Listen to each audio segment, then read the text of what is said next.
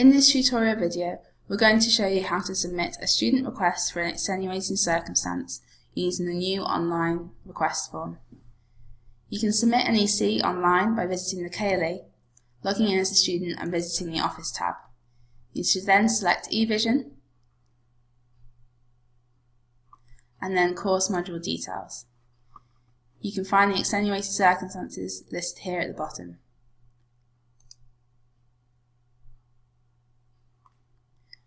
Taken to a new page, you will see all of your details listed here.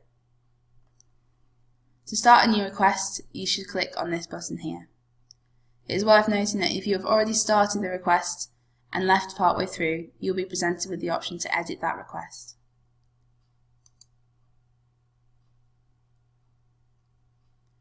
In order to submit an EC, you must select the assessment which you are affected for. All of your module and assessments should be listed here. In this example, let's select the reflective analysis.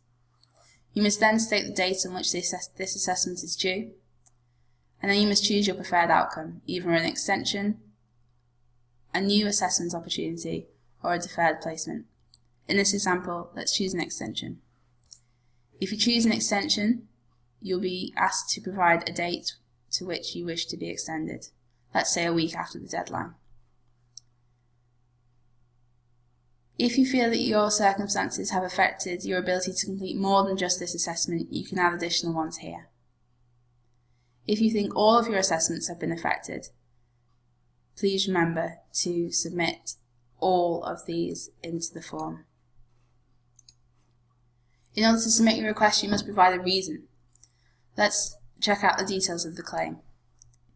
Listed here are all of the reasons that the university accepts for extenuating circumstances.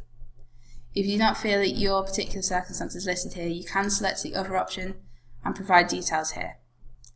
But for this example, let's choose a course attendance and pretend we're going to jury duty. You must then state the dates that you were affected from and until. Let's say you're on jury duty for 2 weeks, from the 10th to the 24th. You must then provide evidence to support this claim. These are the types of evidence that you can submit in documentation form. If you do not have evidence, you can select these two options here. I have no evidence to upload and I'm awaiting my evidence. However, it is very important that you do submit evidence when you can, as an EC panel may struggle to approve your requests without support of evidence. If you are self-certifying and do not have a document to upload, you can click this button here. For a court attendance, you would need an official correspondence from the court. You should then upload your documents using this button. If you have additional documentation, you can select it again from the options and upload documents. If you have another reason for your EC, for example, perhaps you have been sick during this period as well, you can add another reason. After you've selected your reasons, you must then provide a short statement as to why you should be receiving an extenuating circumstance. This statement should include what it is that has happened and when it happened, why it has prevented you from completing the assessment on time, what preparation you have done to date,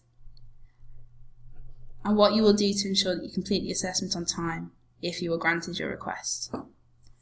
I prepared a short statement here. If you need to leave this application form at any time, you may save and return later, where you'll be presented with the Edit Request option, as shown earlier in the video.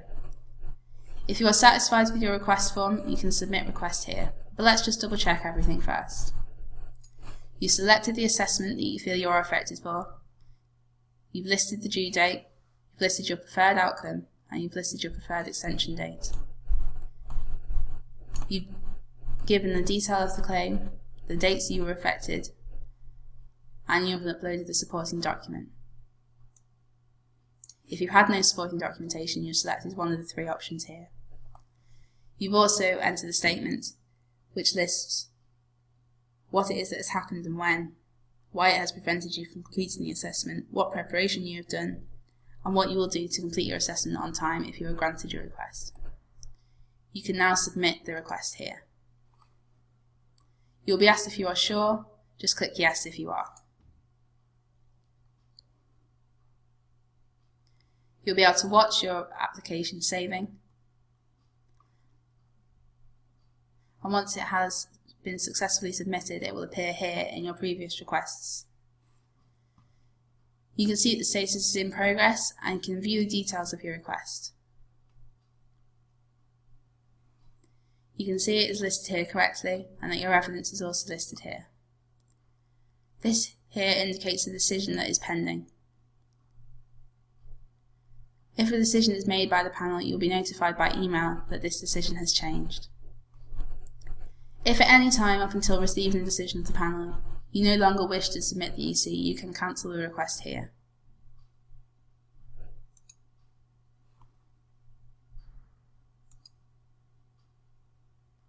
We hope this video has been useful and that you now feel comfortable submitting online extenuating circumstances.